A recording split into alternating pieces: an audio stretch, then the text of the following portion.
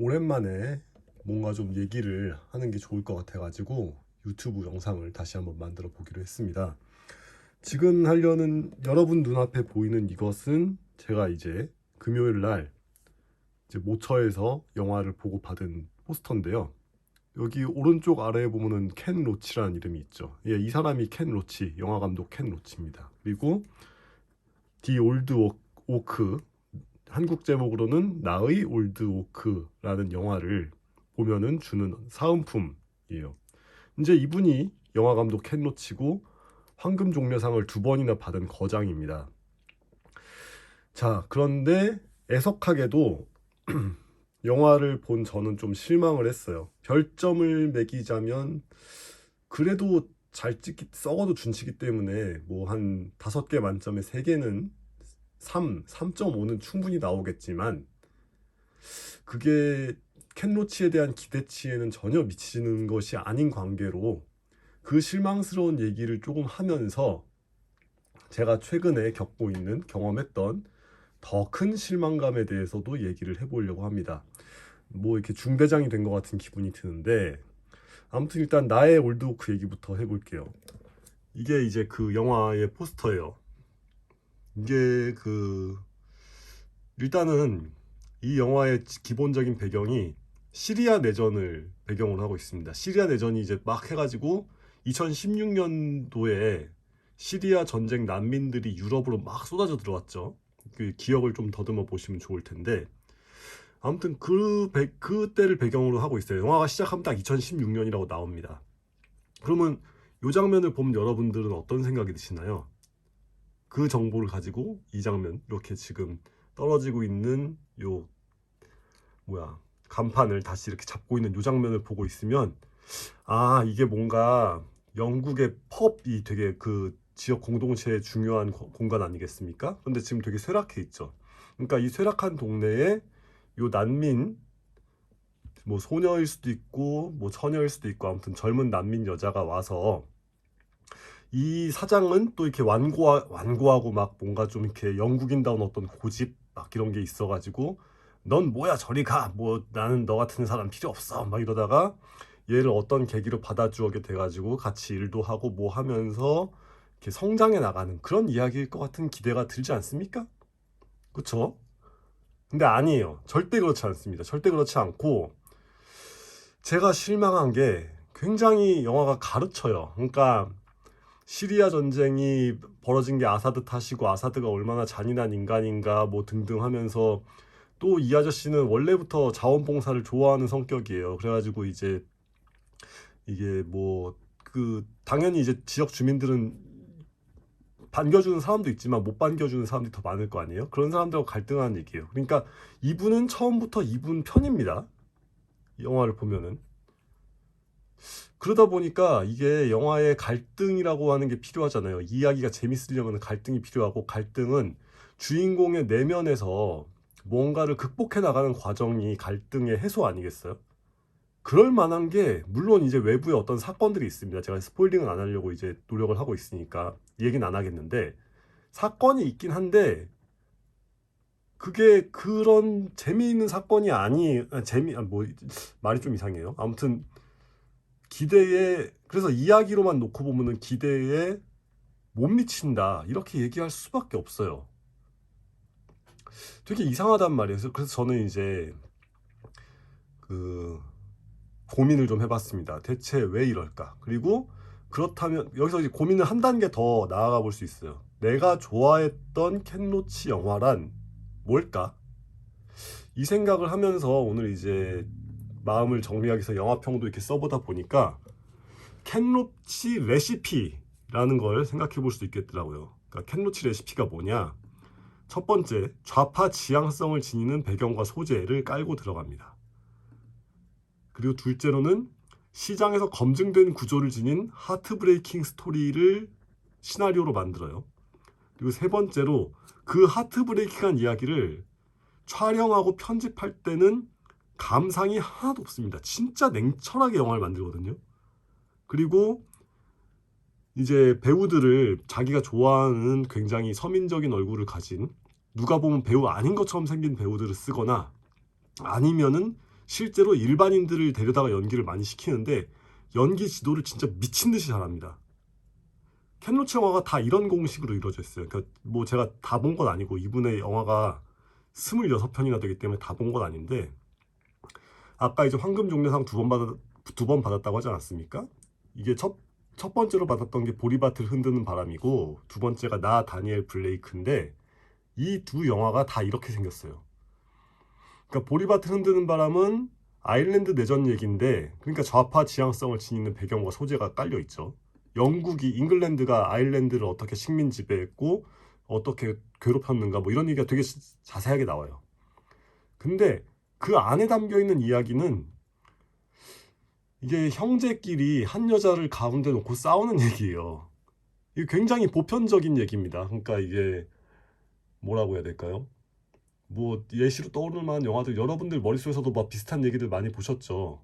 그러니까 형제가 아니라고 해도 형제처럼 친한 관계라고 한다면 여명의 눈동자, 뭐 이런 것들도 비슷한 구조 아니겠습니까? 가운데 여자 한 명 있고 채시라가 연기했었던 저 여옥이가 있고, 이제 뭐 그런 얘기, 역사물에서 굉장히 쉽게 쓸 수 있는 그리고 많이 써왔던 구도들. 근데 그거를 굉장히 냉철하게 찍었어요. 나 다니엘 블레이크도 마찬가지예요. 이게 헐리우드적인 이야기가 아니라고 생각하실 수도 있겠지만 실제로는 그렇지가 않습니다. 이게 그 그랜 토리노랑 되게 비슷한 영화예요. 사실 나 다니엘 블레이크는 그랜 토리노를 여러분이 보셨다고 가정을 하면 아시는 줄거리잖아요. 그러니까 그 어떤 옛날에 이제 포드 자동차 공장에서 일하던 디트로이트에 성깔만 들어온 할배가 이제 그 동네에 이주민들이 막 몰려와가지고 아시아 이주민들이 몰려왔는데 거기서 괴롭힘 당한 남자애를 보살펴주면서 얘를 남자애답게 만들어주면서 이 아저씨가 굉장히 큰 희생을 하면서 뭐 이러는 얘기잖아요. 나 다니엘 블레이크도 마찬가지입니다.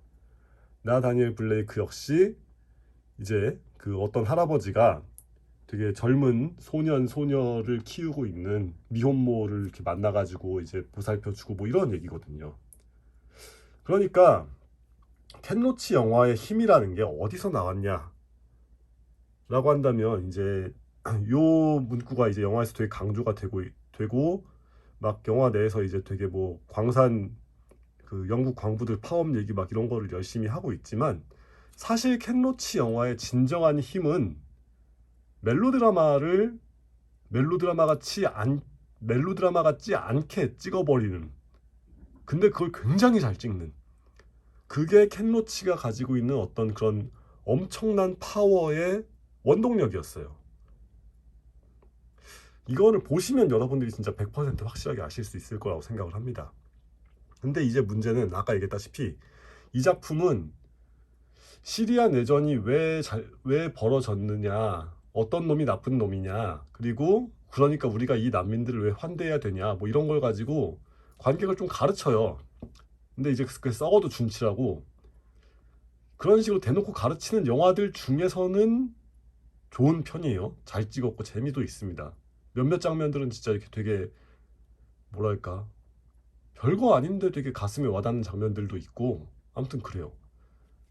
근데 그렇다고 해서 가르치는 영화가 되어버린 단점이 사라지는 것은 아닌 관계로 나 다니엘 블레이크라든가 보리밭을 흔드는 바람 같은 그런 걸작에는 좀 많이 미치지 못합니다. 자, 그러다 보니까 이제 저는 다시 한번 이 할아버지를 생각하면서,